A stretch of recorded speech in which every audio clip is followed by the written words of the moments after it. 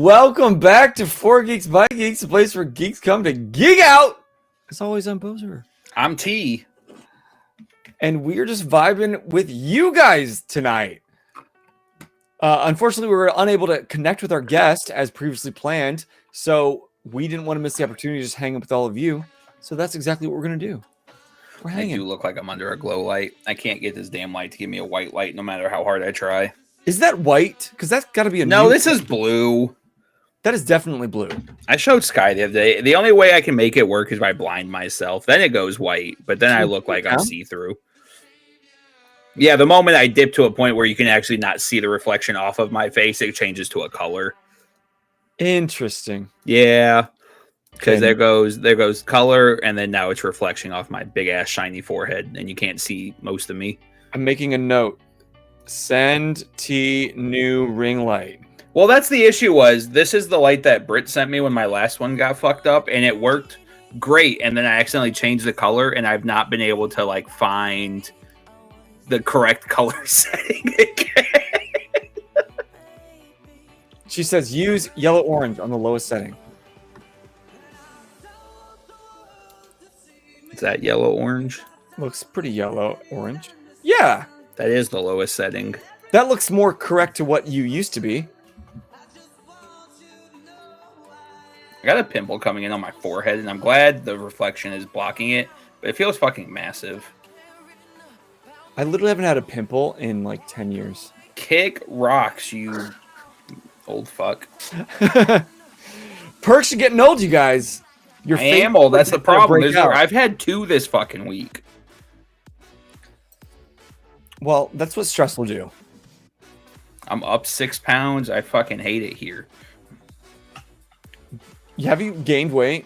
Yes. Beth says she got the bright light on her desk if you want it. We'll tolerate this for now, but if it gets to that point, we'll go grab that bitch. Also, turns out Dictionary Boy knows absolutely nothing about me. I eat clean? I eat what?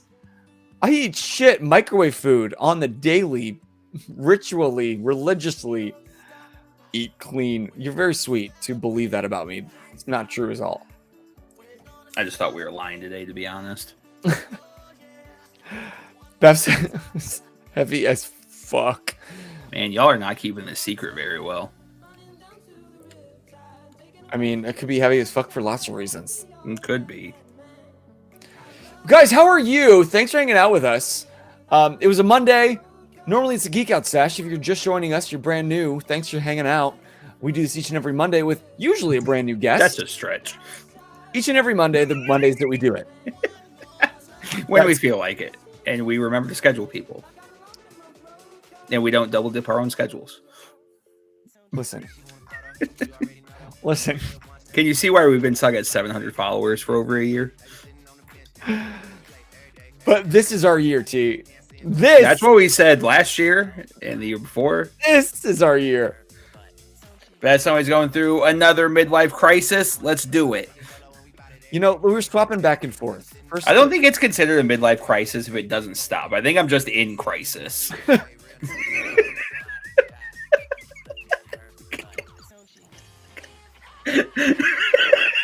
Here's where we share that hotline we do every episode. You're not midlife.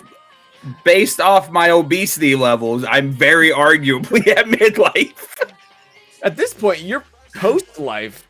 Honestly, I think I mean, regardless, my cells are deteriorating faster than they replenish. So I am actually dying at this point in my life.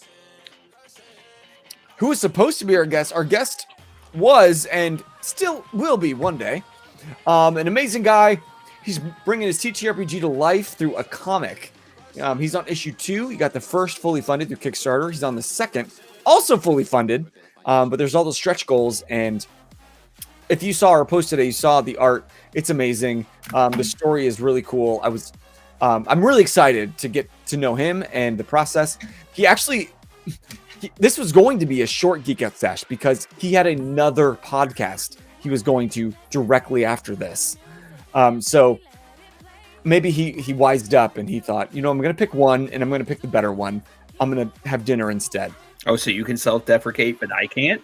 Right. This is poor shit. I hate it here. Because I don't self-deprecate on me. I self-deprecate on the channel.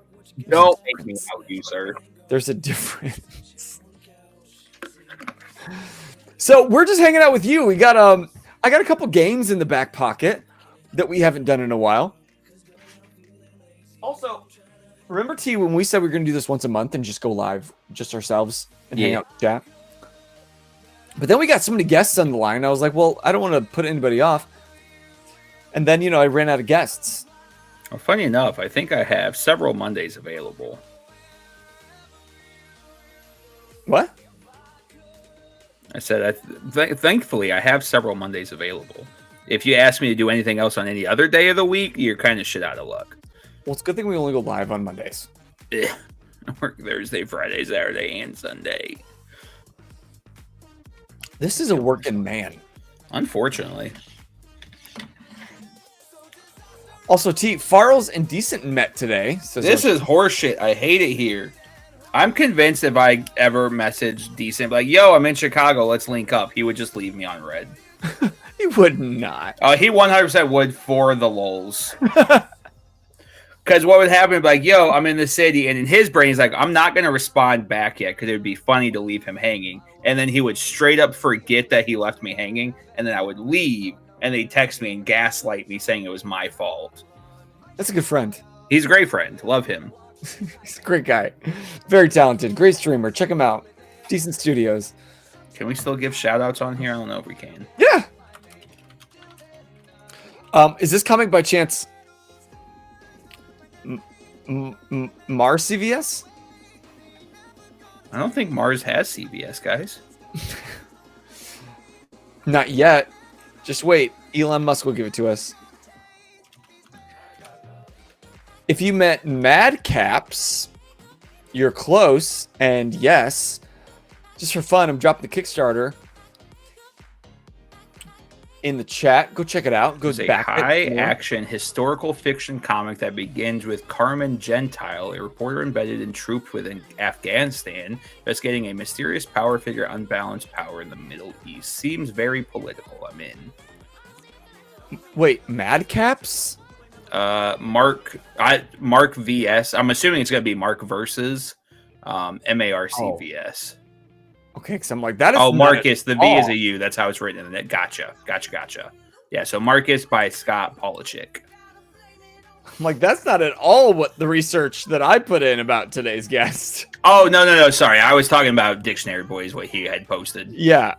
I thought it was a typo, to be honest. I'm just that Gullible. ill-equipped and gullible. Remember original Channel Bozer? He was so gullible. The Christian one? The Christian one. God, he was a pain in my ass. Remember that one time I came to his house and he introduced himself to me for the first time? Yeah, he was an asshole. As if he didn't know you for your As I entire keep life. telling you, I'm a forgettable individual. And you're like, no, that's not true, says the man who literally forgot me. But look how far we've come. Aren't we cute now? One of us is. I'll let you decide. I decided. It's you. But Oshine says I like this Bozer. Yeah, he's all right. He's all right. I need to get you into comics. I need more people to talk about comics with. I have a resource in comics.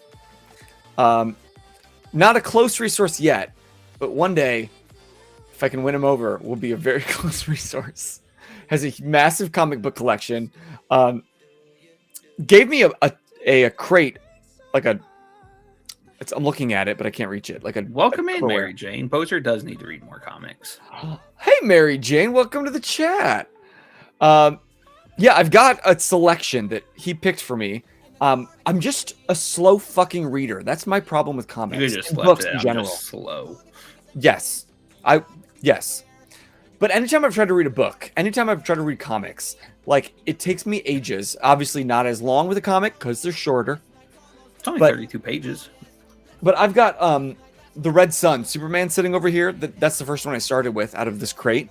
And I still haven't finished it.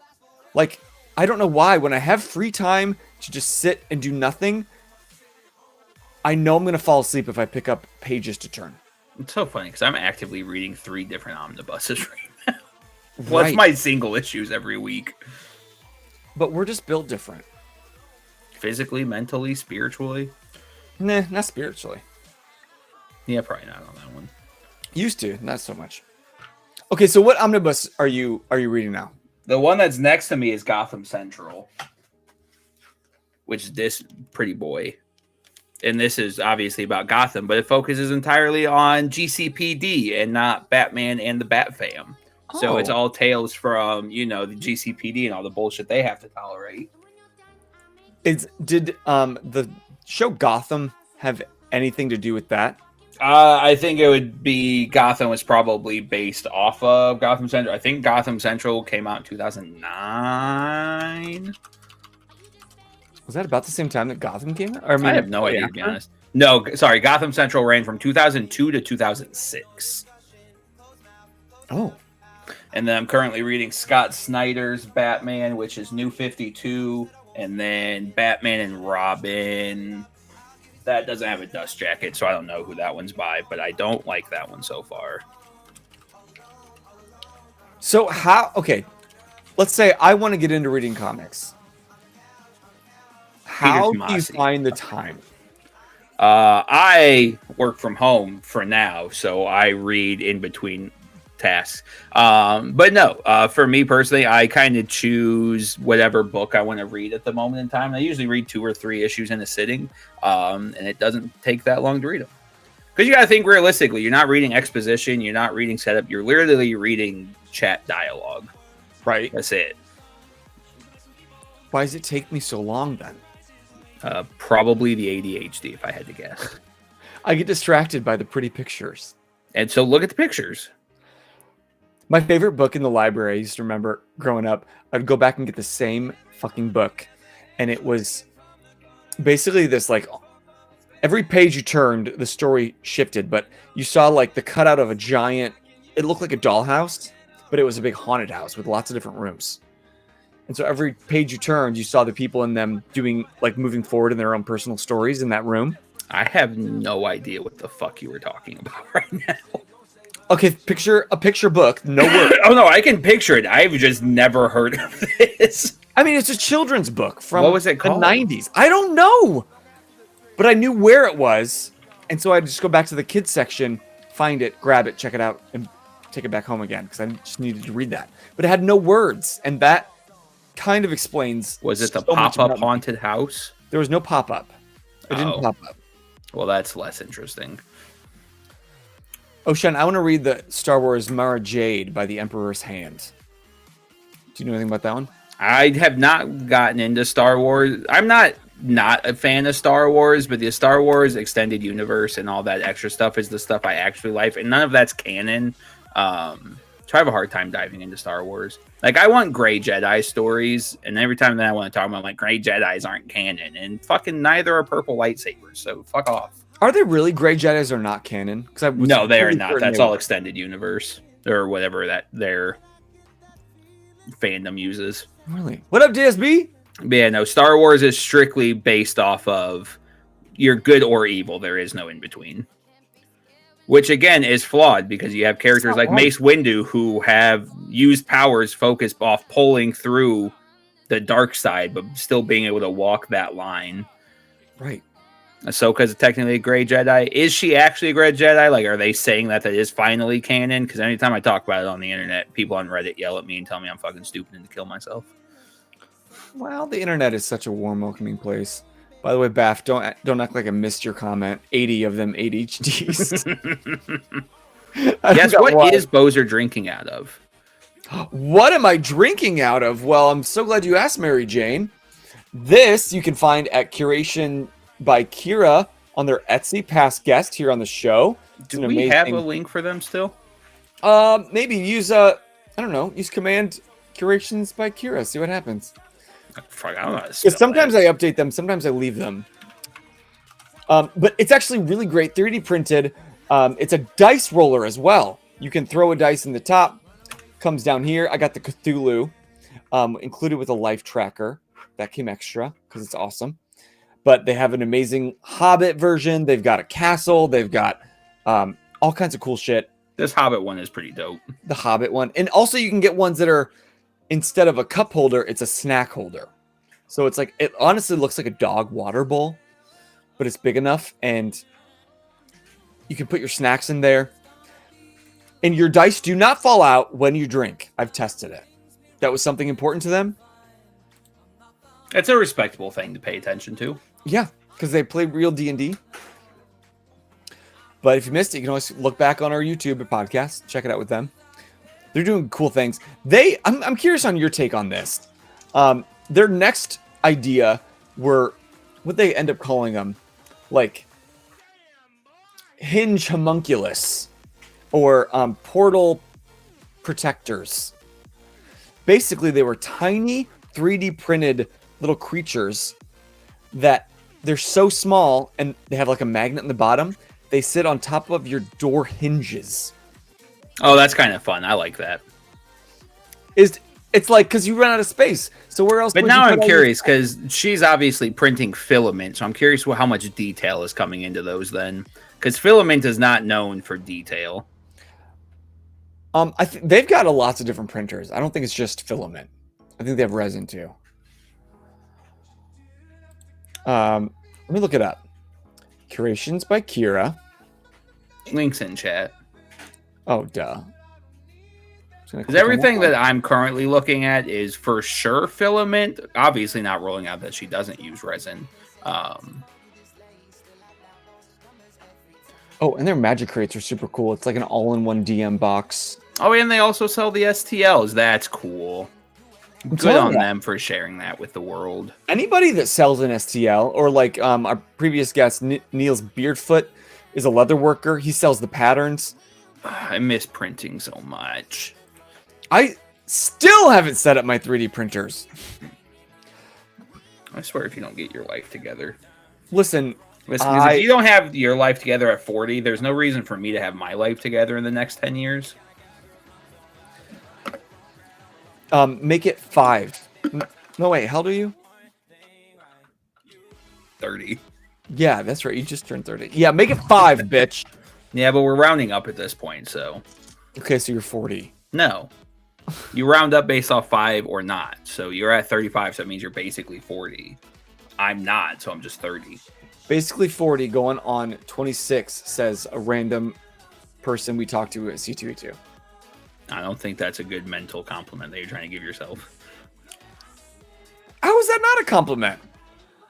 How is it? How many 26-year-olds do you know that you like? Well, the older I get, the less they are in my life. They used to be very prevalent, and I like them mostly. This light makes me look like a ginger, and I don't like it. But it's better than the blue, buddy. This is what Seamus would look like if he was fat. Any OGs know who Seamus is? Otherwise known as Moose? I need to trim my beard. This is a mess. I know, I'm getting... People at work, they're like, I don't recognize you with a beard. I'm like, I've always had a beard. I just haven't grown it this thick. Because I've been growing it out. I'm in a show where I need a beard. And I haven't cut it or trimmed it. And it doesn't get longer. It just gets, like, thicker. Like, yeah, I need to learn how to, like, properly groom a beard. I've never learned. And every time I try, I always have to shave my face. And that's not what my mental health needs right now is bald face me. That would not go well. Do you have the brush and the oils and everything? I used to, but no. I haven't done that in years. I gotta brush mine every day. Looks super scraggly if I don't. It's not long enough like yours just to like lay on its own. Yeah, my issue is it curls unto itself, and I get a lot of neck beard, and I hate that a lot. Is this what you guys tuned in for? Just us shooting shit? Those who are here know what they're expecting at this point. Simba has a Bozer beard. Okay, yeah. I didn't know Simba could grow facial hair to be 100%. I don't think I've seen him with... I'm trying to think last time on Saturday when we were recording, he poked his head in for a hot second. I think, T, you hadn't quite logged in yet. I don't know if I can picture Simba with... Simba, I think, is one of those few people in life that does actually look good without a beard. He's just got a good face. He's got good. He does have a great face. Very kissable face. Mwah, mwah. We're all a little gay for the homies. Let's be honest. Oh, for sure. My algorithm is full of. Is that what we're outing right now? The algorithm? My algorithm is full of like gay shit you do with the homies. And I've got a guy here at home. We do shows together, and we're building a friendship. And so he's constantly sending me shit like that. I was like, "Aw, you're thinking of me. That's cute." Somebody's got to. Someone's got to. But how has your week's been, you guys? Tell us about your lives. This is our chance to get to know what's going on with you, catch up with you. Because oftentimes when we have a guest, we're so focused on them, and you guys do such a great job of joining the chat about them. But we don't often get to just hear about you. So drop those in the chat. Let us know about what's going on in your lives. What are you geeking out about? That is the whole point of 4 Geeks by Geeks, is the place where geeks come to geek out. So what are you watching? What are you reading? The chat of the day, the question of the day is, what kind of comics are you reading lately? So right now I'm reading Red Sun, Superman. Although I can't wait to get into oh shit, I should probably try to read at least some of them before I'm going to see T on Sunday, and I'm bringing some gifties from C2E2. Some of which are some comics that were gifted to us at a booth. And T, you're going to love it, but I only got one set, and I kind of don't want to. Is he on TikTok/Instagram? Instagram, yes. I didn't check TikTok. But you will appreciate them and actually read them. So I'm going to maybe get to the first issue. They're floppies, so Are they bagged and boarded or no? Are they what? Bagged and boarded. Are they in a plastic slip cover with a board to keep them straight? No. Okay, so I think I gotta buy some.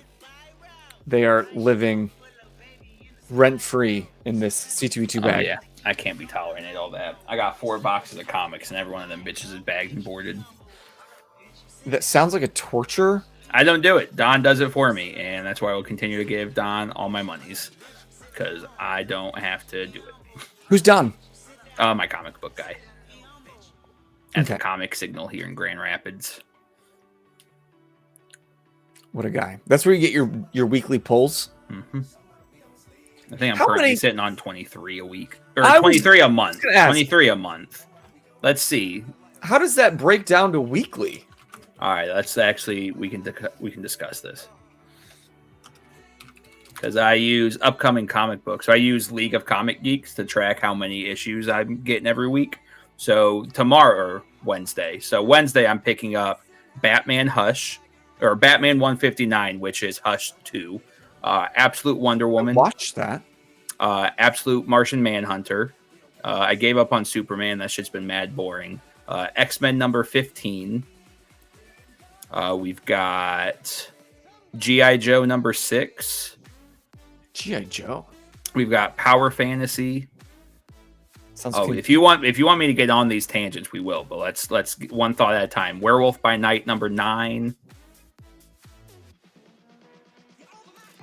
So I've got 7 tomorrow this week. So 7 weekly. So 7 for this week. Next week I have Void Rivals. I think next week's a super, super small week. Godzilla versus Spider-Man. I'm not collecting Rockefellers anymore. Power Rangers Prime. There's only 3, so that puts us at, 11 there. On the 7th, I have Absolute Superman, Absolute Green Lantern, X-Men number 16. Thankfully, these are starting to break up. There are some weeks I have like 15 pickups just because that's how they fall. Captain Planet number 1 comes out on May 7th. Number 1. Oh Yes. yeah, this is Captain Planet's making a comeback. I'm hoping he makes a comeback. I'm hoping people collect that one. So that's 14 issues so far. Absolute Batman, Uncanny X-Men, Transformers, Batman Dark Patterns, Geiger, Godzilla versus X-Men, So that puts us at what, 17? Nightwing, Absolute Flash, Red Coat. I think that's everything. I think I've trimmed down to 20. But 5 of those are one-shots, so it's not continuous pulls. They're just short things coming on. But still, this brings you back to the conversation we had last Monday when we were doing a test stream that all of you tuned in for some weird reason. When you were talking about how hard it is to get into comics, how the fuck do you keep track of all these storylines? Like, none of those repeated. Well, yeah, so those are all my single issue pulls. Well, then you have things... well, shit, now I'm just going to pull things out, so talk for a moment. Like, even if I wanted to get into comics, which I do... You don't pay rent. I feel like I can't keep track of what happens, like, the issue before when I'm reading them in succession, because I'm reading, like, backlogged issues, let alone new issues that are being dropped. So when you are going to the comic book store, you're grabbing a new issue, and the last time you read that issue might have been a month or 2 prior. Okay, How well... do you keep it straight? Okay, so anytime you watch a TV show and you take a break on it, do you go back and rewatch the last 6 episodes to keep track of what happened on every single episode? No, thankfully there's a recap. It's more or less... There's not actually a recap. Single issues are such small events. It's not difficult to keep track of everything. So... if I could get you to get into any universe, it would go in this order. It would go Ghost Machine, which is by Image. I've never heard of this. Don't worry, I'm going to go on my tangent here in a moment about how great they are. So it goes Ghost Machine. Then it would be the Absolute Universe, which is DC's new all-in universe, the Absolute Universe, because that's got 6 running storylines at the moment in time. Then I would say probably for Marvel, Ultimates, the Ultimate Universe. And that's so there's your Image, there's your DC, there's your Marvel. What else does Image do? Image is your third of the big 3. So Image will cover your Ghost Machine. That's got your Invincible. That has... Oh, I like that. Yeah, Invincible. You've got Radiant Black. Spawns with Image. And then technically there is a 4th, because then you have Boom, and that's going to be your Power Rangers, your Teenage Mutant Ninja Turtles. But yeah. So Ghost Machine has, inside their own IP, has 4 different universes. You've got... Fuck, I don't have any single issues out to remember all of these correctly. So you've got Family Odyssey, which is going to have your Rockefellers, which is a futuristic family that got roped into the past and they're trying to secretly outrun somebody hunting them. Okay. Wasn't my favorite run. I'm going to collect that story in trades. I gave up on that single issues. But that also has Hornsby and Halo, which is a half angel, half devil counterparts between 2 children existing in like a shitty world society. Again, another one that I did not continue to read, but collect via trade. Then it's in its horror universe. You've got Devour. You have... Oh, fuck. What are the other Devour ones? Hyde. I think they have one more there. And then you've got Rook Exodus, which is fucking incredible. And then you've got the universe that exists with Geiger, Junkyard Joe, and Redcoat, which is the universe that I suggest everybody gets into. So... the big one that kicked off. So what I'm currently reading in Ghost Machine is currently basically Era 2. This is the hardcover for Geiger Era 1, which is, I believe this collects 6 issues and an 80-page giant. Geiger is about an individual named or called the Glowing Man, who in a post-apocalyptic society turns into a radioactive glowing man. Cool. So he just travels the world, kicking the shit out of pieces of shit, and just existing and not wanting to exist because, again, he's a glowing man. And who would have thunk? Family's dead. Shocker. Also in said universe, you get this badass known as Junkyard Joe. Junkyard Joe is a vet, obviously, but is 100% a robot. Was built to be a killer but somehow along the way kind of grows his own conscience. This is also Era 1. Again, currently on Era 2 for these things. This hardcover collects issues 1 through 6. You don't have to buy hardcovers. I just think they look pretty on shelves. But even if you do collect hardcovers, this book was only $35 as compared to collecting the paperback trade, which if you got just off a store shelf would be like $25, but still cheaper than single issues come out at the end of the day. But then also in these guys' universe, you have Redcoat, who is a immortal individual by the name of Simon Pure, who has the worst possible luck. He interrupted Benjamin Franklin becoming an immortal because he basically fell into an Illuminati ritual and was like, oh shit, and tried to stop it. But in the midst of unintentionally trying to stop it, fell on top of the table. They cast this spell. And instead of Benjamin Franklin becoming immortal, Simon Pure became an immortal. And so now he exists all throughout time with the worst possible fucking luck. He gets killed all the time. He never has money to do shit. It's fantastic. And then they just introduced the Northerner, who is a time traveling something. I don't know yet. He just got introduced in Redcoat. But that universe is fantastic. Rook Exodus is about a post-apocalyptic universe where people become wardens of animals. And basically they have a scientific helmet that allows them to commune with one species of animal. So it follows Rook, who is the warden of crows. And they don't get along whatsoever. He can talk to the crows, but they don't get along. But they fucking hate him because he wants nothing to do with them. So his whole goal is to build this rocket to shoot himself off of this like desolate planet that capitalists destroyed. But his rocket gets destroyed and he has to now find his new way out. They've only done 6 issues of that one, and I don't know when it's coming back. And if it doesn't, I will lose my shit because it's so fucking good. Which is why you need to support Kickstarters of comic book artists, you guys. Well, this is Ghost Machine. They have plenty. If they ever did a Kickstarter, it would probably to do like collection-based things, because those are usually they have to crowdsource basically to see who is going to buy this overpriced product as it comes out. But like, how do you even find out about these comics? Like, were these recommendations? Did you do research? So Ghost Machine, I find out because of Hayden Ludlow and our buddy Tim Umpleby. We just have a group chat where we talk about comics 90% of our day.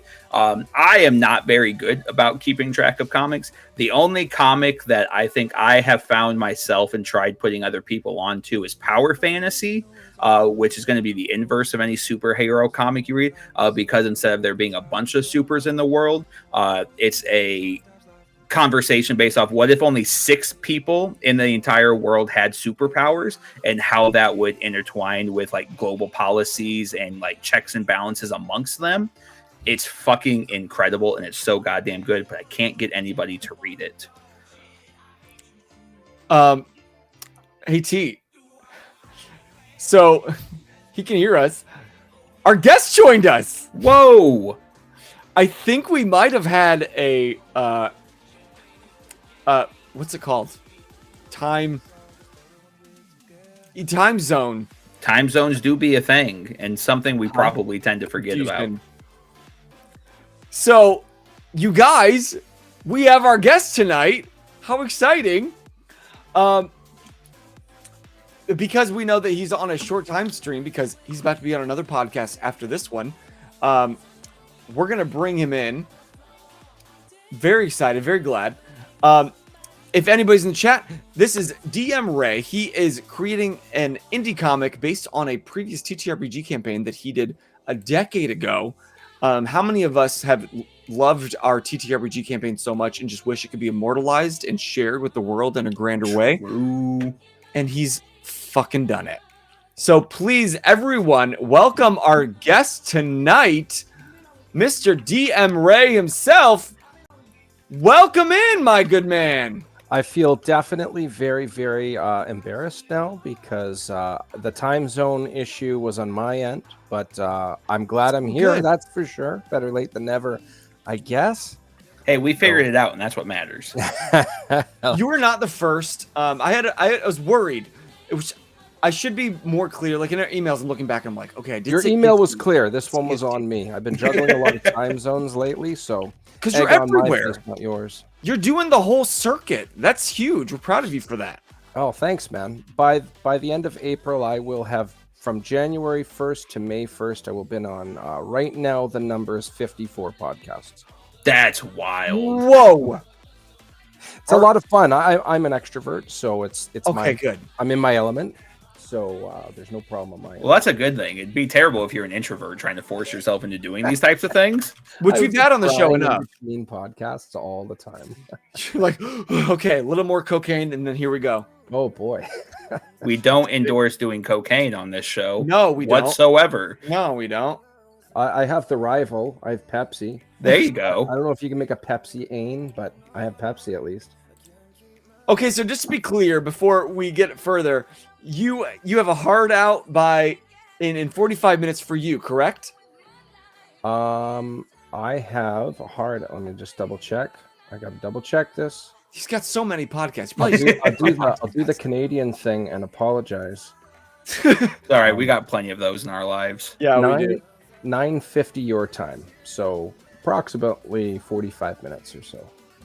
Okay, Yeah. perfect. We got time. Well, now. No, we got lots of time. Beautiful. No, I knew it wasn't anything intentional. Like something must have happened. But I was really excited to talk about this because you were recommended to us, and Oh, thanks. Right on. and looked into this, and just really excited about it because, like I said before I brought you in, so many people have had this. Like T himself has had the same idea. I wish that these imaginings I have in my head could just be put into a comic book, especially when it comes to D&D, because these are stories that mean something. Yes. So before we get too far into it, give us the elevator speech. Who are you? What do you do as a geek? Okay, what I do as a geek is I'll give you the really short version in chronological order. I have a brother who's 5 years older than me, and because of that influence, I've loved comic books and superheroes since before I can remember.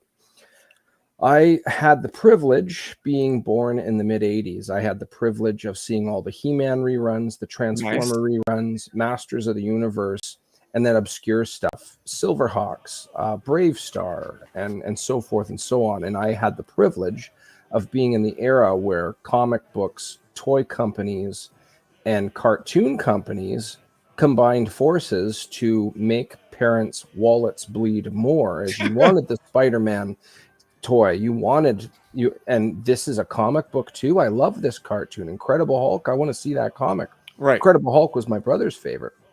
By the time the 90s hit, for cartoons, the best two examples. First one is Spider-Man the Animated Series. I personally wasn't a fan of it because I felt it deviated too much from what was the content at the time. And don't get me wrong, that's a personal thing. It was very successful. It was great, all the power to it. But one of the things that cartoon did is it breathed life back into comics through the youth, which it was kind of losing, in my opinion. I remember many times being in a farm school and loving these comic books, and people my age were like, I've got cousins 10 plus years older that like that stuff, but that's not my thing. So combining something like Spider-Man the Animated Series, also X-Men the Animated Series was obviously huge. I mean, X-Men 97 is going hard and strong right now. And then let's not forget also Kevin Conroy and Mark Hamill when they did Batman the Animated Series. Yes. It was a big deal. And I had the privilege of going through everything, getting into the the late 90s rather, and seeing stuff like Blade and The Matrix, which, I mean, The Matrix is, it's geek worthy, of course. And it just evolved from there. The big one being Spider-Man with Sam Raimi Spider-Man, rather, with Tobey Maguire. Yeah. Things like X-Men in 2000 and Blade, they definitely made statements, but it was that Spider-Man movie that really brought attention to the superhero genre, in my opinion.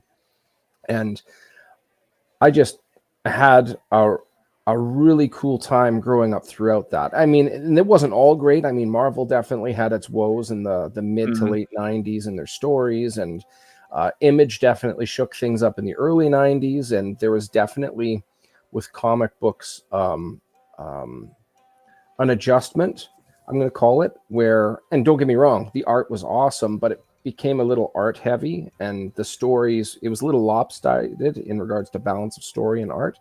The art was great, so I can't take away from that. Yeah. But anyways, eventually I left my my hometown and I moved cross country up here in Canada, and I left family, I left friends, and one day I just had an epiphany. I've always heard of Dungeons and Dragons. I loved my last year of high school.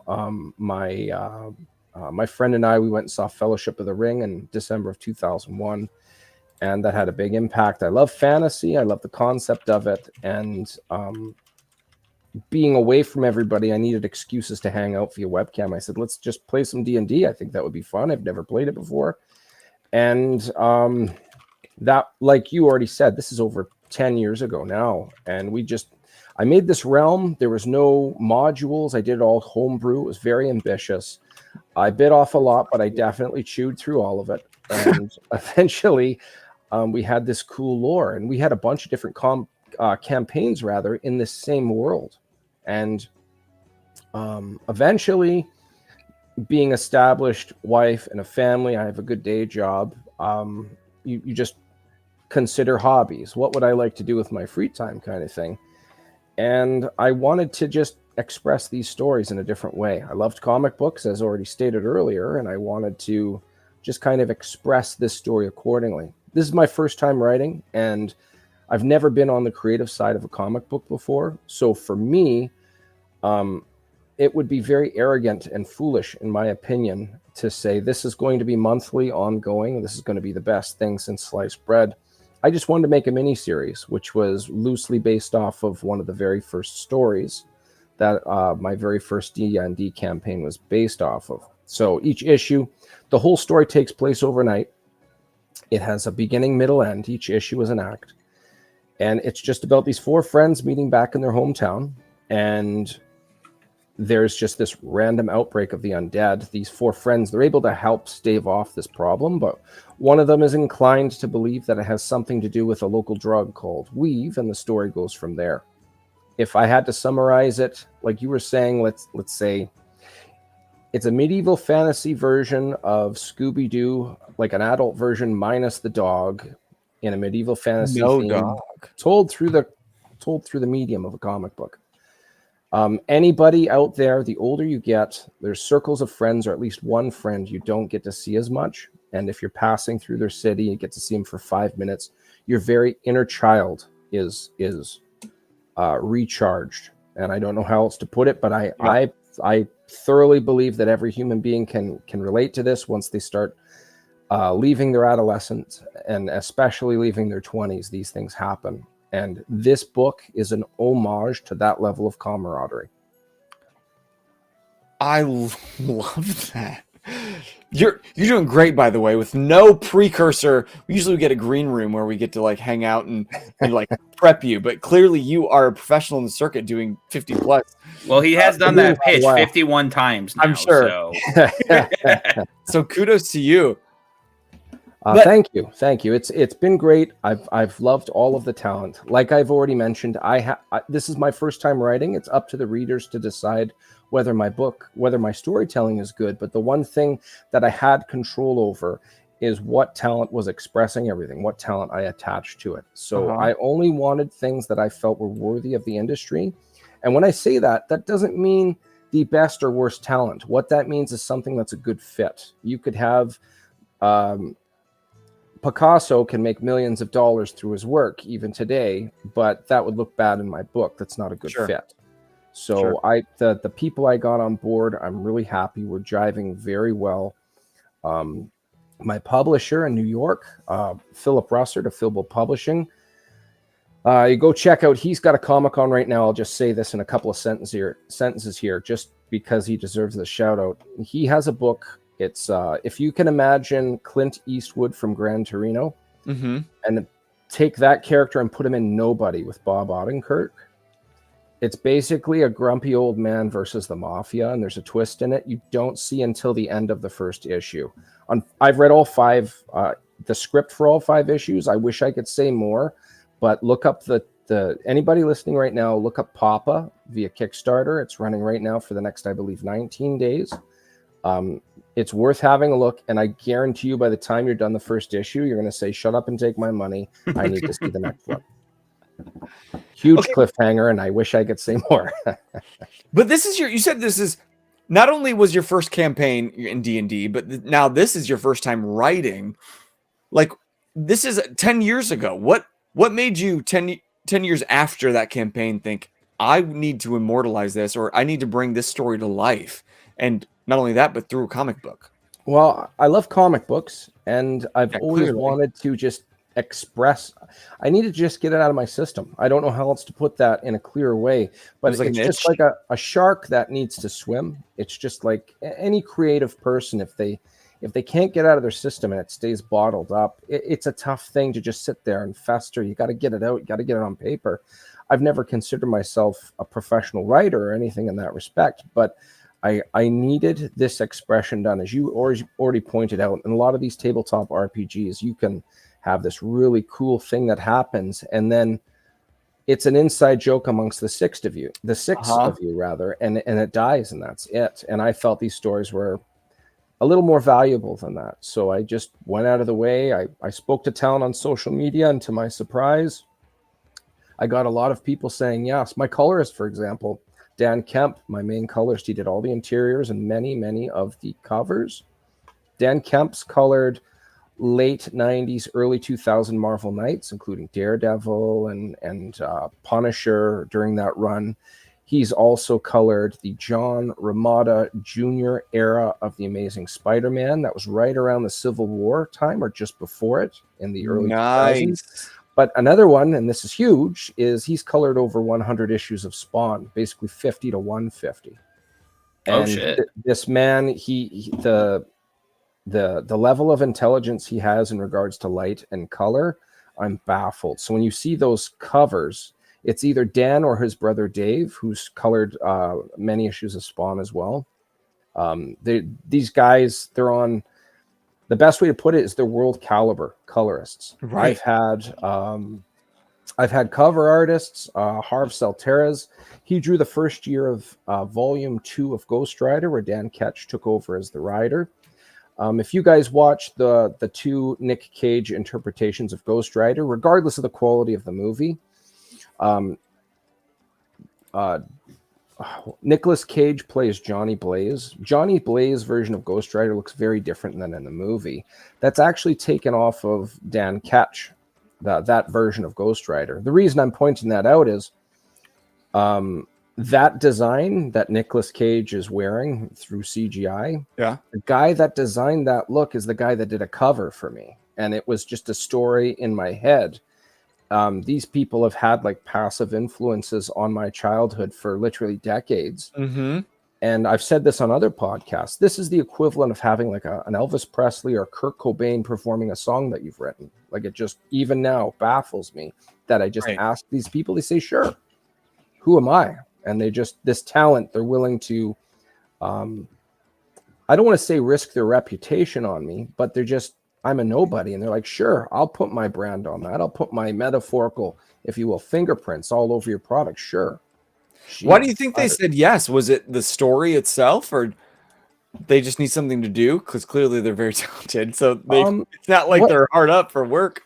Well, for example, Kenny Calderon, who did the main cover of issue number 2, he said he likes challenges. So when he saw my characters, he says, I don't do a lot of fantasy, but when I saw that, I wanted to give it a shot. So that's a variable.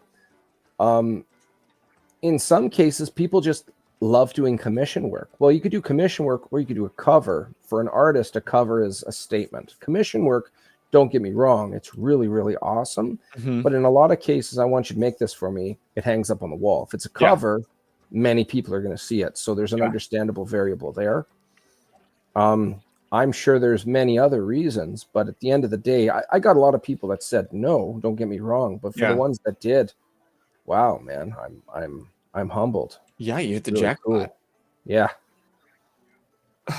It's a good reminder what Swinging for the Fences is capable of, like, actually pulling off. Because I'm sure when you first started off, you're like, "There's no way in hell these individuals are like, yeah, let me sign up on for this." But because you did, now look at you. You have established, branded individuals. Like, yeah, I like this enough. I'm going to co-sign with you, and I think that says a lot more than people are probably giving more as much thought into it will be, is because we run into that issue all the time. It's like, oh, there's no way these individuals willing to be on this fucking show. And they're like, yeah, that sounds like a great time. Like, oh shit. So wait, asking those is that easy? Like the worst you can tell me is no. And you, oh, all right, cool. Let's do this then. I was told once by somebody when I was really young and I wasn't dating yet. I was told, I overheard, it wasn't spoken directly at me, but one guy who was a senior in high school, I overheard him saying it to another person. The line was, the worst she can say is no if you ask her out. If you go and say, okay, well, she's going to say no to me, what do you have to lose, right? So you ask these people, hey, would you be interested in coloring this? Would you be interested in making a cover? This is what the characters look like. No. Right on. Well, I appreciate you just at least talking to me. I'm flattered. I'm honored. Yeah. And other people, sure. What? I wasn't expecting the follow-up. Hold on. Did you read my first email? Are you sure that you want to say yes? But no, it's been a great time. So issue 2 is out right now for all of April. We have, let me double check. We are almost surpassed campaign number 1. Final funding, and we have 10 days to go. I think you were like 10 or $20 past issue 1. I just had that pulled up to look at. Yeah, ever since I jumped on here, I jumped up another 2 backers. Look at that. You guys are awesome. Anybody watching right now, I really appreciate it. Oh, there's 3. It's pulled up in mine. I just haven't decided what all I'm getting yet. So yeah, it's at 3.8 right now, and looking at the first one. I'll just look at the first one here real quick. Because I was watching it from yesterday when I was looking up some more of these things, and then I logged back in today and pulled up the page, and I was like, oh damn, they passed the 2,000 threshold. Yeah, it's shooting up. We're within, it looks, $14 of matching last time's campaign for issue 1. And again, 10 days to go. Everybody is been very supportive, and I'm still learning. Mind you, my publisher is running the Kickstarter, but it's really interesting, the whole art of a crowdfunding campaign. No matter how long or short you run a campaign, roughly the middle third, a little more, a little less, somewhere in that range, they call it like dead time. It's hard to get like 1 backer a day, 2 backers a day, but at the start it'll jump, and then kind of they call it like a plateau or a dead time. Okay. And then we're just hitting the back third. So based off of the first one, I expect it to shoot up a little bit. And don't get me wrong, it's up to the people. Check out the trailer. We got some of the art on there. The one thing you can't see on the campaign is a lot of the action is hidden. And the reason for that is it's very spoiler heavy. So it was hard to show some of the action, but it's all for good reasons. I guarantee the people that when you get issue 2, it'll be totally worth it. My big question is, because I spent far too much time on Kickstarter, and the first thing I noticed is you have an estimated delivery time of July this year. Are you estimating for those to actually go out in just 2 months? Yes. Yeah. So, not doubting you by absolutely any means. I have never seen a Kickstarter that has been fulfilled within 6 months of that estimated delivery time. Last year, we didn't get anything out. We did all of May instead of all of April. We didn't get out until October rather. So all of June, all of July, all of August. So that was 4 months time. In this case, after April, May, June, July, we don't have a hiccup in regards to printing like we did last year. There was some ebb and flow with people providing printing for comics. So I don't think it's ambition. I just think it confidently, based off of how everything ran last time, in conjunction with not having the printing hiccup, I think it's going to run faster. I'm really looking forward to getting this stuff out for you guys. I am very curious. Have you decided what your $2,000 stretch goal is yet? Oh, it's going to be revealed tomorrow. Ooh, It's going fantastic. to be revealed tomorrow. I can tell you this is exclusive. It's going to be a pinup, but I won't say what Ooh. it is. But that's Okay. exclusive. The stretch goal is a pinup. It's a DM rape pinup. Me going like this. Definitely not. I'm trying to get backers, not scare them away. Well, you guys, we did drop the command Madcaps in the chat. You can go straight to the link for the Kickstarter, or you could type it yourselves and get there to help support this. But you mentioned the trailer. Do you mind if we share that trailer live on the show? I do. You can't show it. I'm just kidding. Go for it.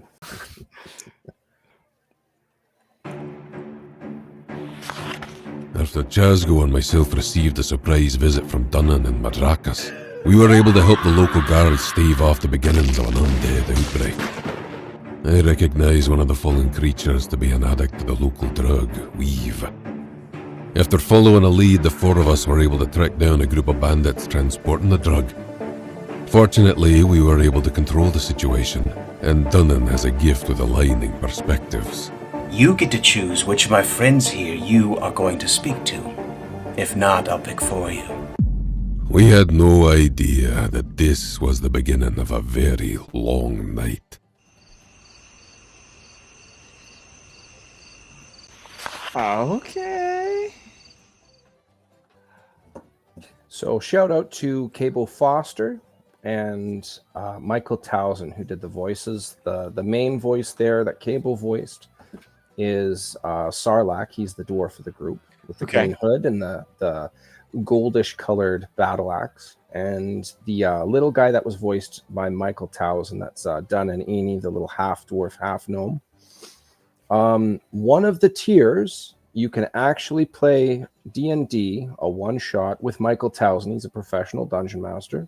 He's voiced he's voiced for Disney, Talking Tom and Friends. He was Talking Tom. He's voiced for William Shatner and various others. Wow. He is a dungeon master. Like, he does it for a living. So all of the, like, when you pay for that tier, the money you're paying in actually goes straight to him once I've got it funded. I actually lose $1 on it once Kickstarter gets its cut and stuff. I just wanted to have that in there because he's definitely worthy of getting some recognition out there. But you get to play a one shot. I'll be one of the players. I've got a bunch of different comic creators. They're going to be playing as their comic characters. I'm going to be playing as one of the four of the Madcaps. And there's so many cool tiers on there, man. All of the add-ons and the tiers that I have on there, just like the talent that I feel is worthy of the industry, I didn't want any kind of fluff stuff. So anything on there, I personally feel is really cool. So it isn't like get this, like, no disrespect to stickers. I made it a stretch goal, but I didn't want anybody like buying a sticker. I've got, if you like playing D&D, I have all four characters rather as level 5 players on character sheets. We have metal foil cover. That image right there, that is going to be metal foil to amplify that stained glass look, which is going to be really, really awesome. Sick. My only complaint is I can't get the cover A as a foil. As I was scrolling through, I was like, that's the one. And I saw that one wasn't the foil. I said, son of a bitch. That's the one of Chazgo with the three-eyed raven, albino raven on his shoulders, yes? Yes. That one? Yep. So if you scroll down, you are not the first person to say that. So I didn't want to take attention off of the stained glass window image. So as a compromise, you can get just that image without the Madcaps logo of cover A as a metal foil cover. Keep scrolling down. You'll see it here. Keep going. There's probably about 3 or 4 more pages. There's Michael Towson there. It's a D&D. Yeah, that's the D&D tier. You can get one of the 3 covers that are non-metal foil. The tier underneath, the enthusiast tier, you can get one of the 4 covers plus a t-shirt. So you can choose the size of t-shirt, color of t-shirt, and one of 4 logos.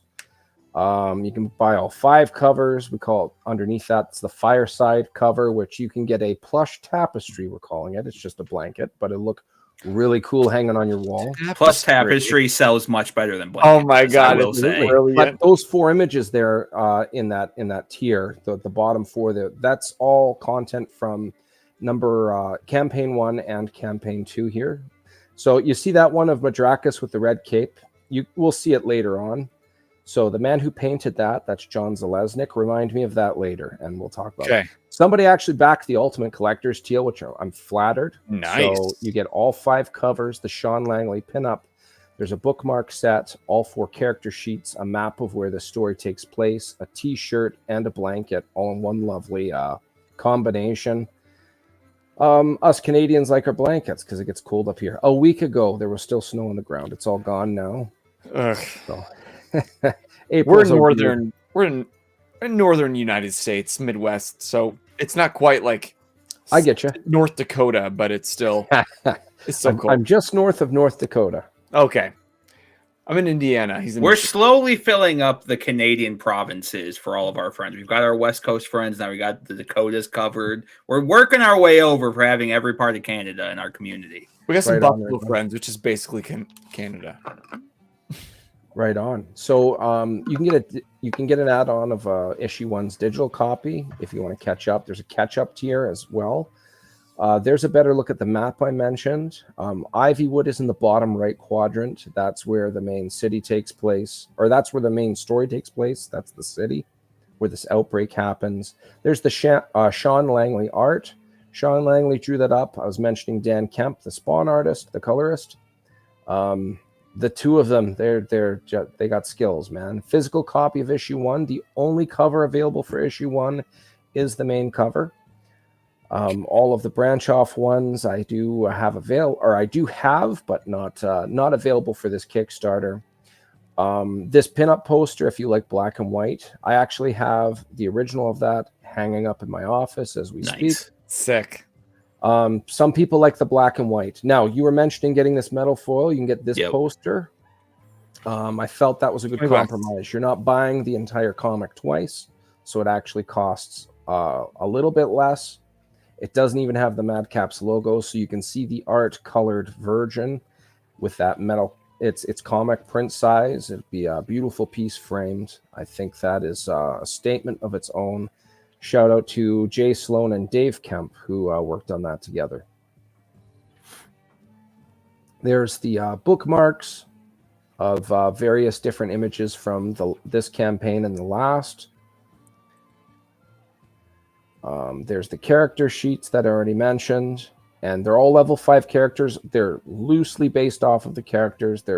It's D&D heavy as opposed to the characters that I made up rather. In this story, I took out the characters from the original campaign, and I injected my own characters into this story. So these 4 characters in this comic, they're my own creation, but the rest of the story was me as a dungeon master and everybody else, like hashing it out as you will. Can I ask you why you made that choice? I made that choice because the 4 characters are actually based off of people I know. That's the shortest version. Again, these 4 characters? Yes. Were the ones from the original. To clarify, these 4 characters are the ones also in the comic. They are not from the original campaign from over a decade ago. Right. I took those characters out. I made these characters based off of people I know. Like I said, I needed to get this story out of my system, and this is based off of people I know. It was very fitting. I wanted to just make this story evolve accordingly, and I felt it was just the right thing to do. Cool. Everybody that has read this, that knows that these characters are based off them, they're very flattered. It's actually a big joy. I really like being able to exaggerate both the strengths and the weaknesses of these people, and they all chuckle and roll their eyes at certain things. And there's minor, it's not intended for anybody to know, but there's mild things. Oh, I see what you did there, and things like that. But overall, like, just a lot of fun making all these characters on these D&D character sheets. Now, here's the t-shirts is an add-on for $25. Again, you get to pick your shirt size, the color of the shirt, and any of these 4 images. That top right one, that was one of the variant covers from issue number 1. That was the one drawn by Harv Salteras, the Ghost Rider artist. Oh, cool. And it was colored by Dan Kemp. And I always like making the joke here. Dan Kemp colored a Hellspawn, and then Harv Salteras, he's drawn Marvel's equivalent of a Hellspawn. and I combined their forces, and they made this character in my mind.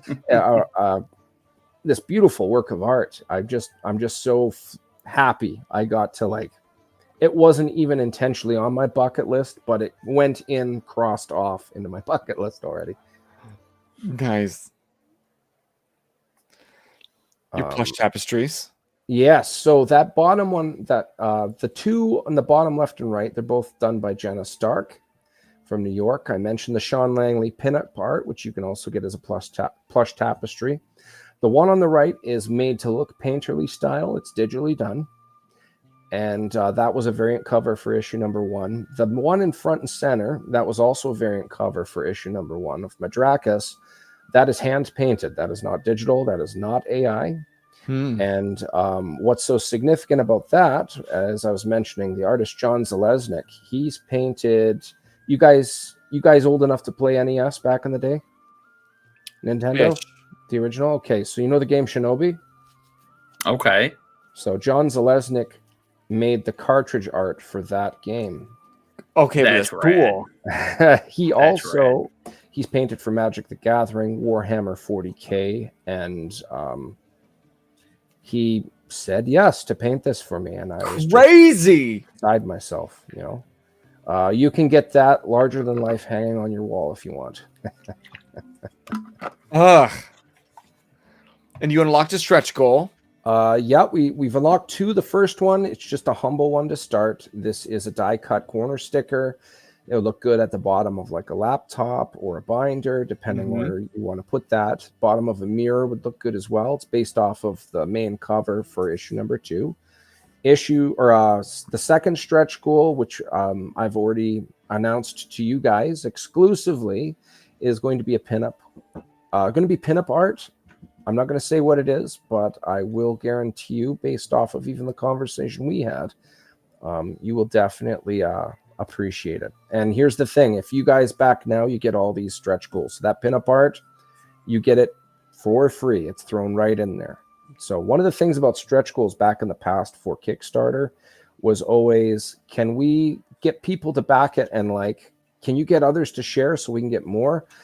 I think of it the opposite. If you back now, this stretch goal is unlocked. So you're going to get it, and it's going to be great. It's on top of the thing you're already backing. If we get to 4,500, I will reveal one cover I have done already for issue number 3. It'll be put in the back of issue number 2. Just a little bit of a taste of how this story all accumulates into this one huge, nice, potent ending. We'll put it that way. And so how many issues are you hoping to get? Just 3. 3? Just 3. 3. All 3 are an act, beginning, middle, end. It's got a really good traditional format in that respect.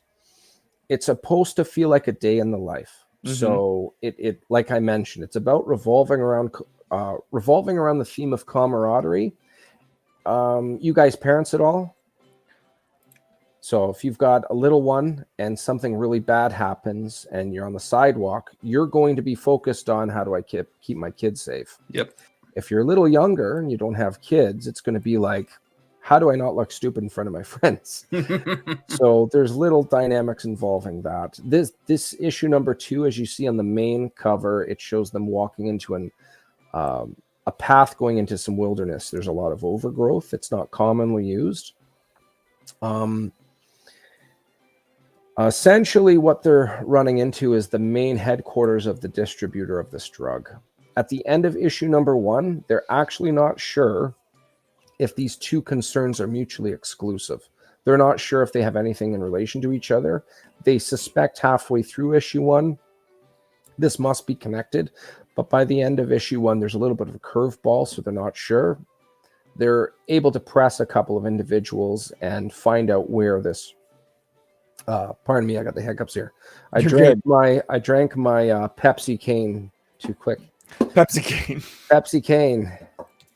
Or no, what was it? Yeah, it was Pepsi Cane. Anyways, they find this what appears to be the main operating grounds of everything that's going on.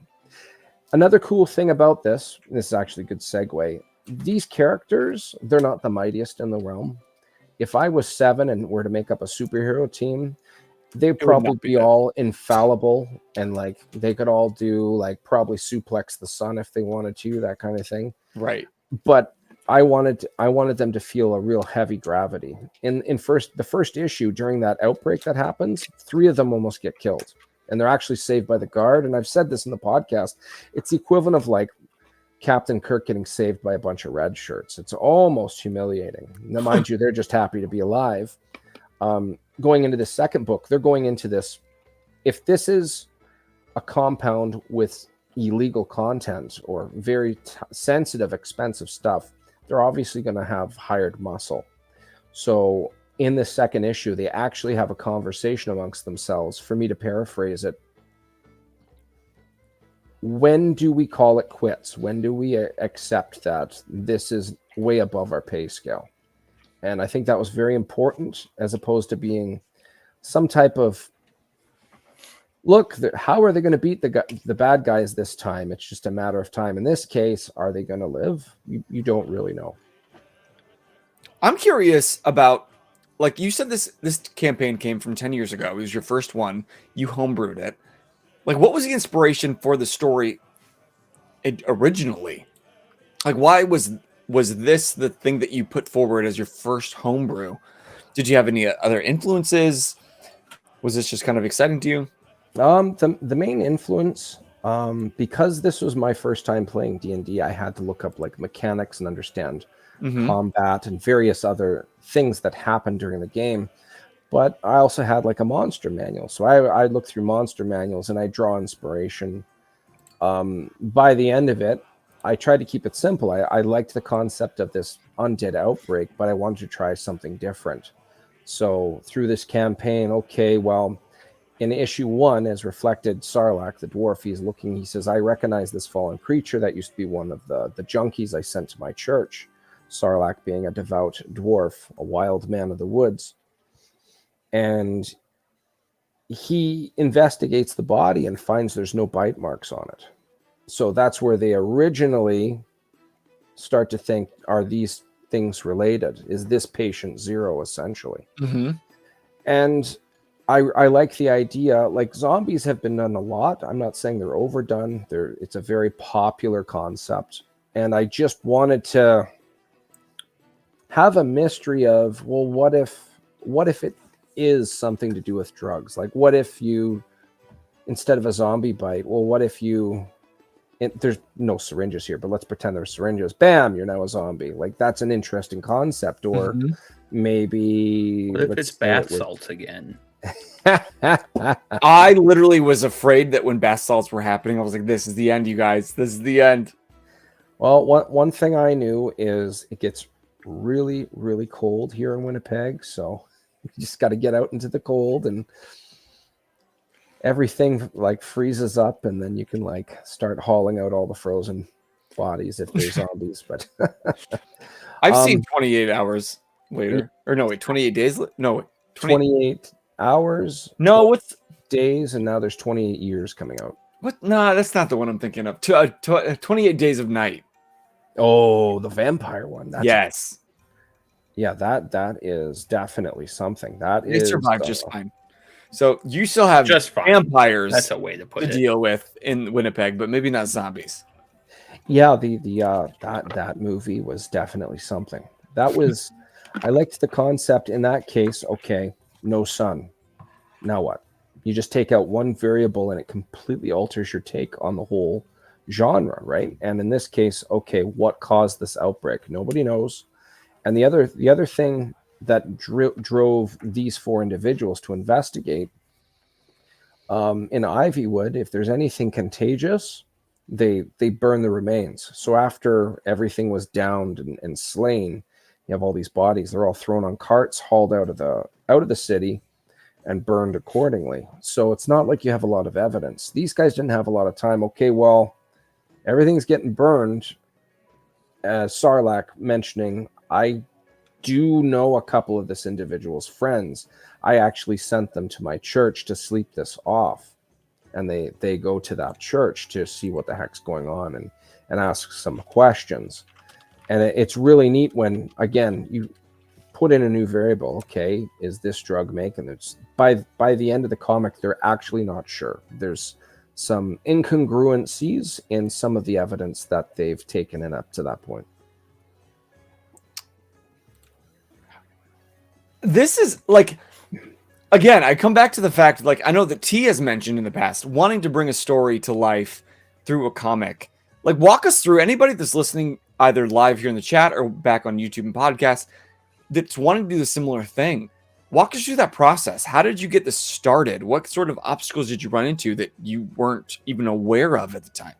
Okay, so when I was a kid, I liked to draw comic characters. I loved just drawing stuff. I did it so much that my parents actually put me in a course where you made your own comic books. You did the penciling, the ink, the coloring, the lettering, the works. And I did that for a couple of years, and I was very happy I understood that process for what it is. Now, as I grew up, that was my passion. I wasn't able to develop that or make it my own, make it my career. So it isn't something that I could like flesh out and stuff, but I did understand the process. So in regards to getting the comic book done, it was a matter of, what do I need to do? Well, I need the pages. I know I need a penciler, an inker. I've been very fortunate that those two positions were covered by one person. Nice. And I need somebody to color, I need somebody to letter, and then I need cover artists.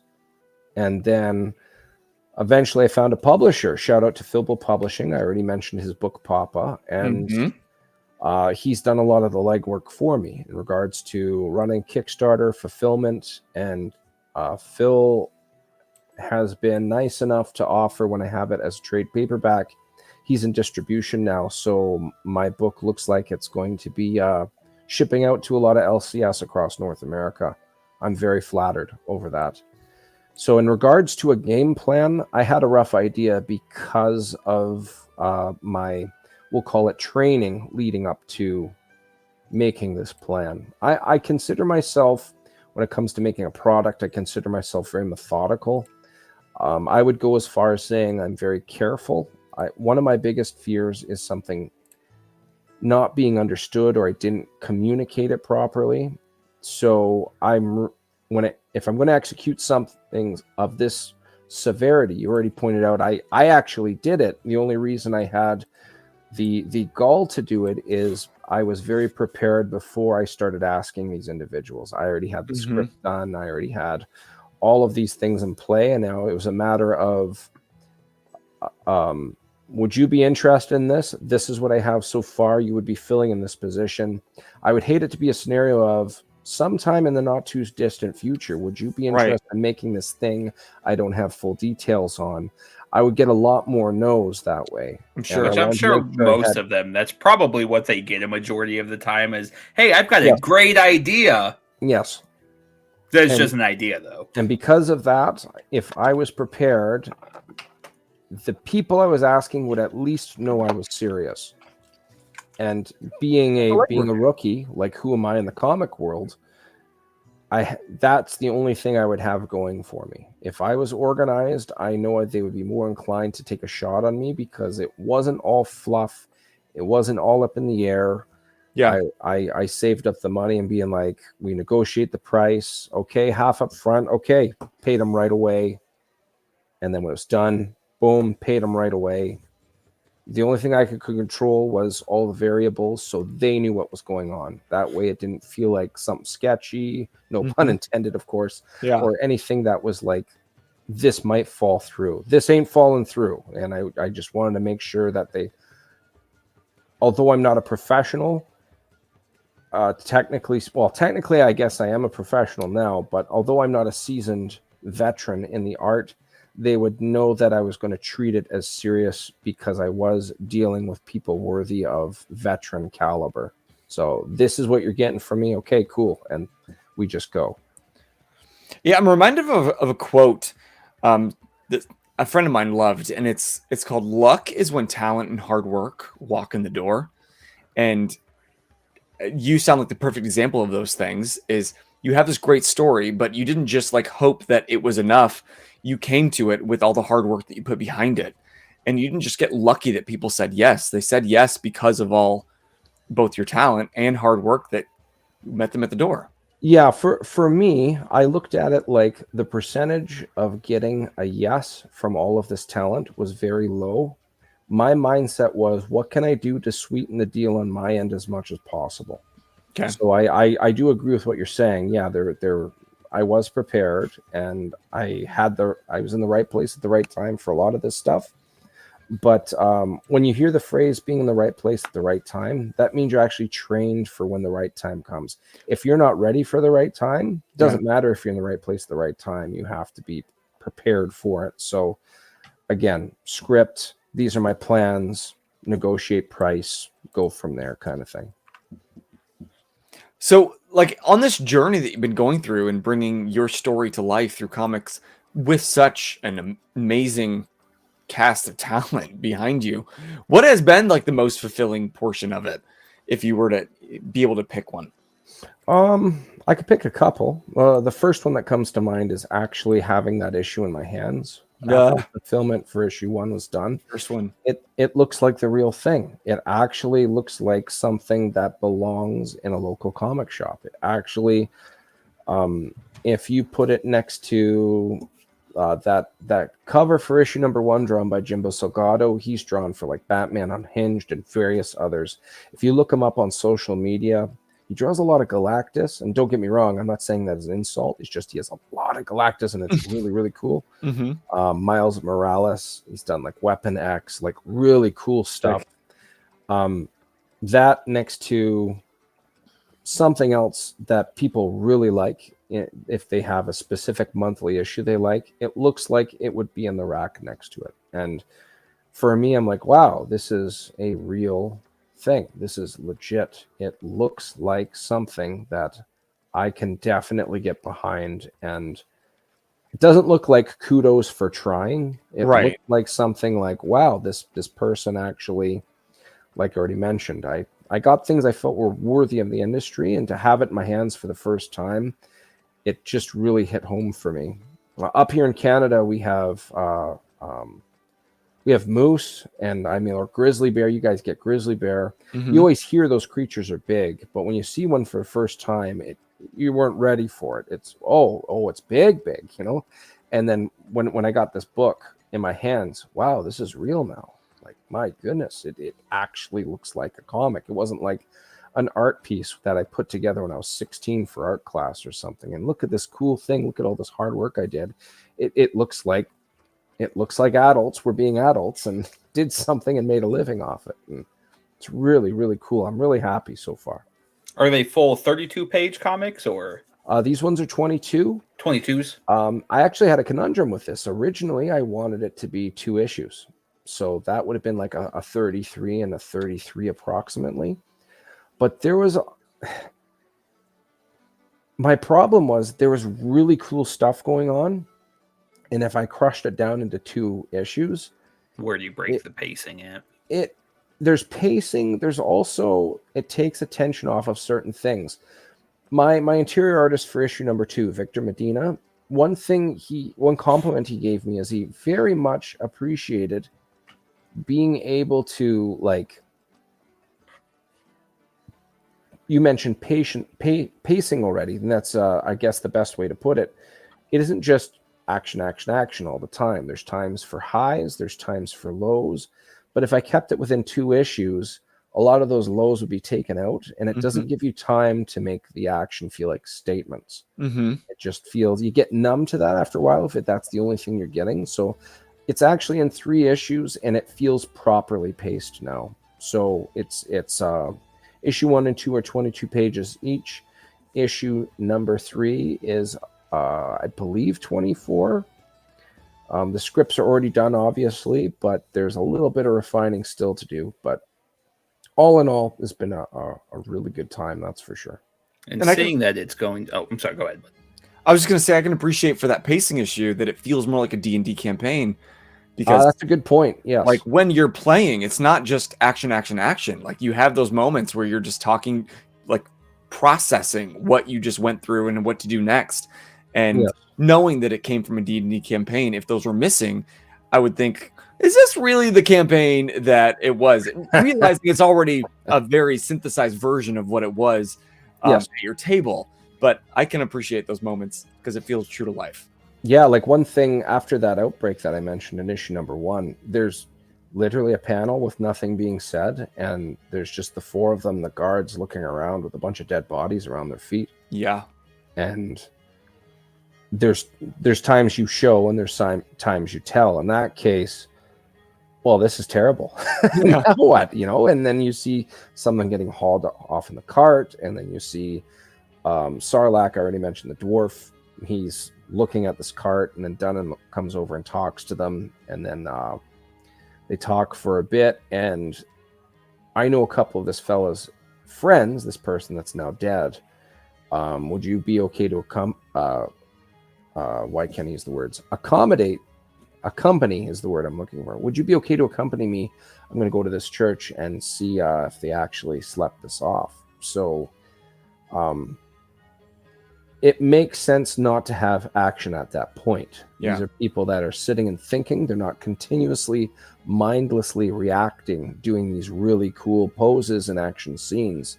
These are people that sit down and think for a second. If a lot of people that like sports, they only see the athletes during the game. They don't see them after the game when they're like sleeping off and they're exhausted, or like say you were in some type of combat sport and you watched a title fight and this guy wins. Well, most times after the presser, the post-fight presser, usually within a handful of hours after that point, they're out cold, assuming that their face is probably ground hamburger and all the wounds and the swelling sets in.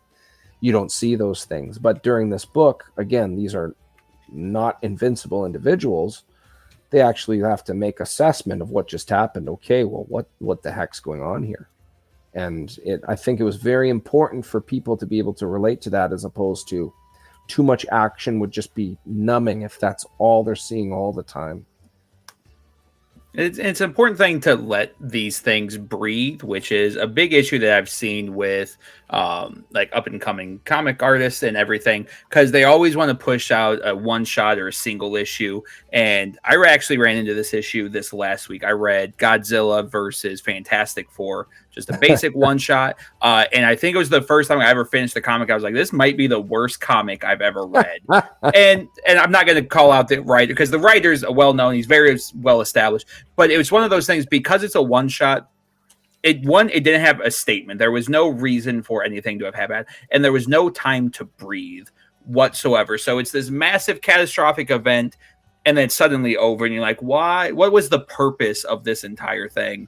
Yes. So when you first emailed us and I was doing my due diligence on you, I was messaging Bozer. I was like, the first thing I mentioned to him, I was like, this is a finite series. Like, he's stated this is only going to be 3 issues. So that means there's going to be a conclusion, which is a big thing that I noticed. I'm like, oh, hey, I need backing to create this thing. But the thing that they're creating, there is no end in sight. So you're creating a nothingness at that point, because they don't know, like you said, they haven't done the work to put in for the beginning of the middle. They haven't rolled out what their actual game plan is. They're just trying to get their funds to make this thing, which, of course, you need that. Sometimes you don't always have the money. That's what Kickstarter is supposed to be. I won't go on that tangent, though. You know what? I finish what you're saying, but I want to add to that, because the thing that excited me with seeing this is a 3-issue thing, and then how you're describing this is not reading anything, having backed it now, and having issue 1 and 2 coming in a couple months. I'm excited to know that I'm going to see these things actually breathe and take life. And even with you saying that this story takes place over a single night, just for the clips that we've seen, just for the way I can already tell that it's going to be a difference between a one shot versus a mini arc, which is going to be, I'm going to have time to get invested. I'm going to have time to fall in love with these characters. I'm going to have time to step into their shoes and recognize their emotions are actually happening in real time. And it's not just here's this information. Here's the tell. Yes. Take it as it is. Yes. Yeah. It's very important on my end, like you said, having these characters breathe and actually feel like they live in the world, I think is a very important thing. I want people to look at this when they're done reading it. I want them to feel like the world existed before the story started, and I want them to feel like the world exists after. And the only way to do that is to inject life during the story. For example, right at the start of issue 1, the large individual, Madrakis, he mentions not wanting to even enter Ivywood. And when they're entering the city, this is their hometown, they haven't been there in quite a while, the guards ask for their names to report. And Madrakis, as soon as he says his name, some of the guards look over and act disgruntled. They look like they're about to square off with Madrakis. And Madrakis says, Ivywood's charges against me were dropped. And there's no context or anything like that. But right away, okay, there's some history here. Madrakis explaining, I'd rather be somewhere with my nose in a book than doing this. And it's vague enough that you're more interested in the depth of what's going on, but it doesn't take you out of it. It's not so abstract that, like, why is this being said right now? You're like, I'd rather know about that storyline rather than this one. That's a really great detail. It's the working contrast for like why Fantastic Four 2015 didn't work, because they didn't tell a story. They just made everything the prologue. They're like, okay, here's your character. Here's everything you need to know. Here's all of the backstory. I'm like, quit telling us everything. If we're coming to see Fantastic Four, you have a basis of knowing who the fuck the Fantastic Four are. Don't spoon feed me this. Allow me to do the bare minimum due diligence coming into this project. That's why we see so many things like that fail, is because, like, all right, I'm going to spoon feed you all this information. I'm like, I'm not a child. I am a grown adult. Let me use context clues, please. Yes, and whenever I see that, exactly what you're talking about, one of the worst ways I hate introductions, and I've said this on other podcasts, two brothers meet up in the first scene. One's like, how are you doing today, brother? No brothers don't speak like that usually. It's just there. What's going on? Like, they might as well be doing winking at the right reader as that happens. It's just so patronizing. And it's no disrespect, but it can be done better. How about, do you think we should be doing this? I don't think Mom would approve. Yeah, but if Dad was alive, he definitely would be all for it. There's so much more said in those few sentences than how's it going today, brother? It's all about timing and context, like you said, and context clues. I've never heard it quite worded like that, but that's definitely a great way of putting it. And it's okay to leave things to the like, not everything has to be filled in. I think Stan Lee kind of said it best when he's like, when I do my verses, I never make a definitive winner because I want there to be debate on who it is. And while it's not quite the same thing, while you're talking about your character, like, okay, what did that character do? I want to sit down with my friends if we read this, kind of like, all right, let's create our own backstory for this character. Like, so what did he do? What caused charges to be made? How did he get these charges dropped? What were they? How are they big enough that however much time has passed that these guards still know who this individual is? Don't have to tell me that. Let me inject myself into this world and make my own story for these characters. It doesn't need to have a fully fleshed out thing to go into this. Yeah, and another thing I which is a bonus in my case, because it's only 3 issues. No disrespect to Marvel and DC, but you don't need to know 6-7 decades worth of lore to understand my comic. As you an can X-Men walk fan, into I it. feel that in my soul. You can walk into it with a just a fresh mind. The last time a movie has done that for me, one of the last times was the movie Inception. I'm like, I'm actually intellectually stimulated here because I can't compare this to anything. A lot of the talent that I've had on board, they've also said one thing they definitely appreciated from my characters is they can't say it's like this person combined with this person. They say, I can't really compare your characters to anybody, so it's actually nice for a change. And I think one of the reasons, although it's unintentional, the reason it worked out that way is I based it off of actual people as opposed to drawing inspiration from other comic books.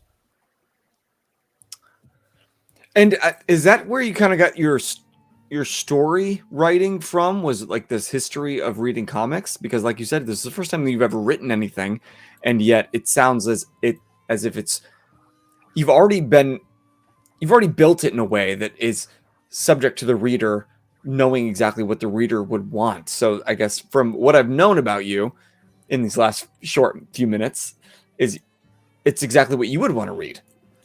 Yeah. what I'm doing is I'm doing something that I feel is awesome. There's many different ways to tell stories. I love stories, as you can tell. Mm-hmm. Somebody asked me a year ago, do you like Star Wars or Star Trek? And I'm like, oh, that's unfair. It's apples and oranges. One is, and I can't, these are not my words. I had a friend say this once.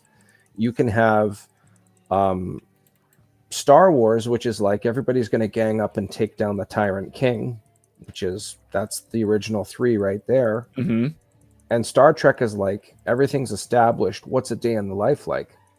A great example, A Measure of a Man, where there's actually a court case about, is Data property or a sentient human being? They're not talking about the photon torpedoes and the warp speed and all of the politics that go along amongst the different alliances. There's like really in-depth stuff that are happening while the world is going on. How can you compare those two things? Mm-hmm. For me, I wanted a story that was very, very street level. So I've already mentioned Lord of the Rings earlier. There's all the really cool stuff that happens in the Two Towers, these big epic fights, the Battle of Helm's Deep, and then in Return of the King, the Battle of Minas Tirith, where people are like literally chucking pieces of buildings at each other. I wanted mine to be more intimate, like Fellowship of the Ring. When the big fights happen, the gravity is very heavy, but it's scaled. So, okay, we're trapped in a room and some orcs are coming. Oh, and they have a troll. The tension is really, the first time I saw that, I really felt it. In fact, I think I felt it more than watching the Battle of Minas Tirith or the Battle of Helm's Deep. And when you watch Gandalf just say, okay, you guys can't do anything here and you shall not pass, and all that happens with the Balrog, because it's scaled so well, even though in the grand scheme of all 3 movies, it's cool, but not the coolest thing possible, that the most epic and over the top. But at that point, because it's scaled so well, Mm-hmm. it hits hard, and everybody just, wow, Scaling is such a great way to phrase that, because like if you Yes. compare it to like Marvel's Endgame, like where you have everybody coming out of the portals and it's this massive thing, like yeah, that's a super cool thing, but because it's so vast and great, like it doesn't have the individualism that makes it Yes. special. The best example is Spider-Man versus Doc Ock. If you take out Spider-Man and put in the Silver Surfer, Doc Ock doesn't stand a chance, and it's a boring story. No. I'm going to turn all 4 of your tentacles into glass, shatter them, and put you in a bubble, send to jail, assuming I don't want to kill you. And that's the story. But when you put Spidey in, it's scaled. So can this person pull it off in these variables? Fellas, unfortunately, I have to go. No, Hey, that we is get it. okay. You are doing the Lord's work for this amazing comic, and we just appreciate that you took the time to come hang out with Yeah, us for a little bit when you could. I apologize on the time zone hiccup, but at least I right. made it. And this was a great time. I really, really appreciate it. Everybody go check out the Madcaps. Issue 2, launch till April. There's a catch-up tier. Issue 1 and 2 of 3. You are I at promise you. 2092 now. 2092. Look at that. Thank you, everybody Nice. who's been doing that. But again, I do the Canadian thing and apologize, but I gotta cut this short. And I look forward to coming on. This has been a really good time. We'll do it Please longer come next back. time. Well, next time we come on, we'll actually get to talk about it. We'll Done. critique you. Done. After we read it. But guys, thank you for DM Ray for hanging out with us. Good luck on your media tour that you're on. And we're going to get this thing. I mean, you already did get this thing fully backed, and we're see how far it can go. Right on. Thanks again. You guys have a good night. Best Good of luck, buddy. night. And there you have it. There's a Geek Out Sesh. We got it in the end. Hey, we combined them both. We fucked around and we were adults and professional. Is that how we do all future Geek Out Sessions? Honestly, maybe. We get our bullshit out of the way. Yeah. The only thing that I do miss is that like we couldn't bullshit with him for a minute, so he couldn't really understand like how he's able to A, navigate us, and B, just like be real. Right. It takes away like my aspect of interviews. Like I want to know the person behind, not the facade, but like I want to see behind the PR. Which is my favorite thing about us being able to fuck around. But with, again, him being on this media tour, I'm not going to ask this man to peek behind the curtain right now because it's You ain't got time for that. You ain't got time for that. Exactly. You got to go. He's on another podcast right now. I fully respect that grind. I mean, hey, if you 53 got and, something you love, that's all that matters. I mean, no wonder it's been back so much. That's awesome that like he didn't just rely on his own community. He went out to everybody else and realized that this is something worthy of. I think the big anybody thing can is that he has the community to get him to that place where he can go elsewhere. Because as I had mentioned to you previously, if you don't have immediately backing on Kickstarter, Kickstarter will hide you. Mm-hmm. Because the money they are going to get off of, the real money is going to get off of the multi-million-dollar backing from AAA corporation. Right. His $2,000 that they're going to take fucking 10 or 20% off the top of, it doesn't mean shit to them. So him coming to this platform to be able to use it is because there's enough people out there that believe in him that they were able to fund it. So now he's able to do the circuit tour. Like, all right, how do I make this community bigger?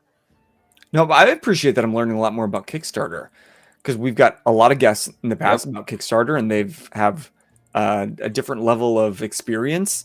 And so hopefully now we can imbue that into their Kickstarters. And like, I like that middle third plateau so that we can help encourage people. Like, no, we've been told we've never heard of a Kickstarter. That's but great information to actually kind of help carry around and shift around for people. Yeah, use this a minute to breathe, keep it going, and then when that last third comes, hit the ground running. Do 53 podcasts. And he still has 10 days. Yeah, he doesn't rest. I want to know what he does in real life, or I can't imagine this is anything close to what he does in real life. Who fucking knows? We'll find out next time, though. Next time, we'll have him back. But all of you guys, thanks for hanging out, whether we had a guest or not. You are our bread and butter. You are our community, and you are the literal reason we do this. I do it for the money personally, but because T loves making zero money. The $4 we made last week. We did make $4 last week. Where did it go? I don't know. It went into an Taxes, account probably. And pay for this talk studio. Hey. But guys, thanks so much for joining us. We're gonna head out of here, go on to something next. But actually, for next week, we're up in the air. It's supposed to be Tris Rex, but I think I can't join. Oh. But you talked about if you wanted. I'll reach out to him to see if he would like myself or if he'd like both of us. Yeah, I know he's got kind of a timely thing. Tris Rex is a friend of the channel. If you've been to C2E2 recently, he's the one that makes those massive fucking xenomorphs, the biggest booth at C2E2. Genuinely, that's not even an inflation. No, that is. It's the biggest. No one else has a 20-foot booth. And he adds to it every year, and he's finally getting the attention that he deserves in his special effects making and putting it together. So really excited to hear more about what he's got up to. He's been really hush-hush. He's so good at the hush-hush. He'll tell me off camera or like at the booth, or he'll send us a sneak peek, but he's like, do not talk about this. A quick whisper in the ear, like, I'm going to tell you, but then I'm going to watch you suffer because you can't say shit. Yeah. Like, son of a bitch. I had a faux pas at the booth that I out loud mentioned something, and he's like, it's not live yet. Like, oh, my bad. Thankfully, nobody heard me. That's on me. It's like it'll be revealed tomorrow at a film festival here at C2. And I was like, oh, okay. Sorry, Tris. Sorry, Tris. Yeah, he loves the secrecy. But keep coming back because we got lots more guests, especially after C2E2. We have a lot more guests that are excited about joining the community and sharing about their work. And it's quite the diverse little list that I compiled while I was there. Handed out a lot of handmade business cards. Hey. But I'm super stoked. So keep coming back. If this was your first Geek Out Sesh, then do us a favor. Do this community a favor. Tell somebody about it. We are not perfect. We have technical issues all the time. I had a few of my camera. We got merch to prove it. I even had a few issues with my camera tonight. But are you proud of me? I didn't even say anything. I was waiting for you. I was like, I'm just going to keep talking and ignore it. It'll come back. You. That's a co-host right there. That's a co-host. But we realize we're not perfect. And we've never claimed to be perfect. We never will be perfect. But that doesn't stop us from doing what we're doing, which is just hanging out with all of you in this community of geeks. And we're proud to do so. So keep coming back. If you ever need a place to geek out about something that you're excited about, but have no one to talk to about it, consider us that place. Hit us up in the DMs. join our Discord. All the links are available here on our Twitch or on YouTube, or go to Instagram and hit our link tree, and it's all there, including some merch. We have an ongoing episodes of Cloudscape. We just dropped our latest yesterday, episode 37. It's our ongoing TTRPG. We're using the Fate Core system. The story is really cooking up, even though that episode was recorded Lord knows how long ago. We don't even remember what happened. We're not going to talk about that. Not going to talk about it. But we're still recording. We just recorded yesterday some more. So the story is still going. If ever you thought that, oh, the story died, it didn't. We've got really talented guests cast who are so invested in the story that they give so much to themselves, to the story, and we're proud to make that with them. And then after this, there'll be even more tomfoolery. But until next time, I'm Bozer. I'm T. And you guys just, please, for the love of God, keep Geeking out. Bye-bye. Bye. Mwah.